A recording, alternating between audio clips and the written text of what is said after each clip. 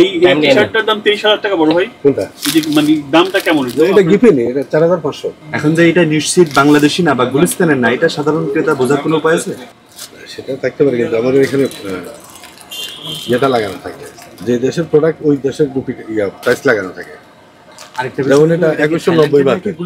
সেটাও তো ডলার হিসাব করে এটা ভাঙবো নাকি কি করব? মানে ডলার হিসেবে ভাঙবো? এটা তো পল্টন থানা না? পল্টন থানা। এটা যে দেশের পণ্য ওই দেশ হিসাবে আমরা হিসাব করি।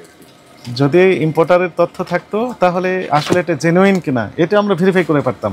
ওই ইম্পোর্টারের কাছে আবার তথ্য চাইতাম যে আপনি এটা বিক্রি করেছেন অমুক দোকানে, এটা আপনি বিক্রি করেছেন কিনা। উনি বলতেন হ্যাঁ বিক্রি করেছি, তাহলে বলতাম জেনুইন। তারপরে বলতাম যে আপনি কোথা থেকে নিয়ে আসছেন সেই তথ্য দেন, কবে নিয়ে আসছেন, ভ্যাট ট্যাক্স ডিউটি কত দিয়েছেন, এই বিস্তারিত তথ্য জানার সুযোগ থাকতো। আর যদি উনি বলতেন যে আমি বিক্রি করিনি, তাহলে তো বোঝা যাচ্ছে যে ফেক প্রোডাক্ট, কপি প্রোডাক্ট।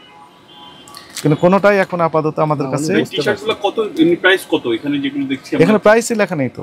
না এখন যারা যেমন অরিজিনাল প্রোডাক্ট যারা ক্রয় করে, আর এখানে আমার যখন আপনি যদি কেউ ইয়ে করে, আপনি এই বারকোডটা স্ক্যান করলে এর অরিজিনাল কপি বের হয়ে যাবে।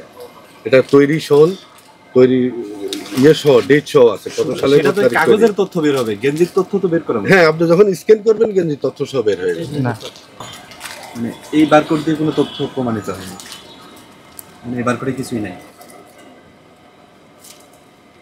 ডিড নট ম্যাচ এনি ওই আপনি যে বললেন যে বারকোড দিয়ে, আপনি এবার একটু বলেন।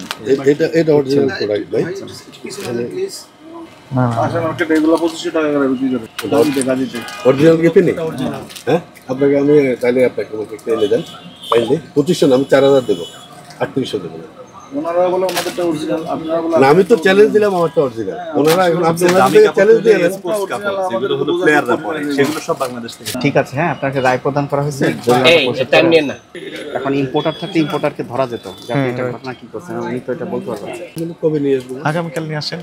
আরেকদিন সময় দিতে হবে, আরেকদিন করে কালেকশন করতে হবে, কারণ আমি তো ওদের সাথে কিন্তু উচিত ছিল হচ্ছে সঙ্গে সঙ্গে ডকুমেন্টগুলো সাথে রাখা। যেমন আমার তো সেটা কনফিডেন্স আছে আমার এগুলো সময় দেন।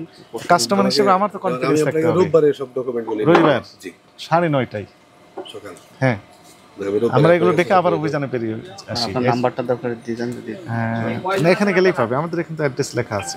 এই যে টিসিবি ভবন, কারণ বাজার 8 তলায়, আমরা 9ম তলায় বসি, লিফটের 8। আচ্ছা, কিন্তু আমার কনফিডেন্স আছে আমার এগুলো সবগুলি 100% বৈধ। কাগজ তো নেই, কাগজ কনফিডেন্স আছে কিন্তু কাগজ নেই। না, কাগজ এখন কাগজগুলো আমরা দেখতে চাই, আমি বড় থেকে কাগজ তারপর আমরা ওই রাইটার জরিমানাটা করলে এটা আসলে না, এটা জরিমানা ওই কাগজের জন্য না, এখানে আপনার যে ডকুমেন্টেশন থাকার কথা ছিল সেটি নেই, এই জন্য আপনাকে এটি সতর্কতামূলক জরিমানাটা করা হয়েছে। আর কাগজের জন্য আলাদা ধারা আছে, সেটা আমরা এখনো যাইনি। এটা দেখানোর পর আমরা সিদ্ধান্ত দিব, দেখাতে পারলেন কি না পারলেন। চলেন।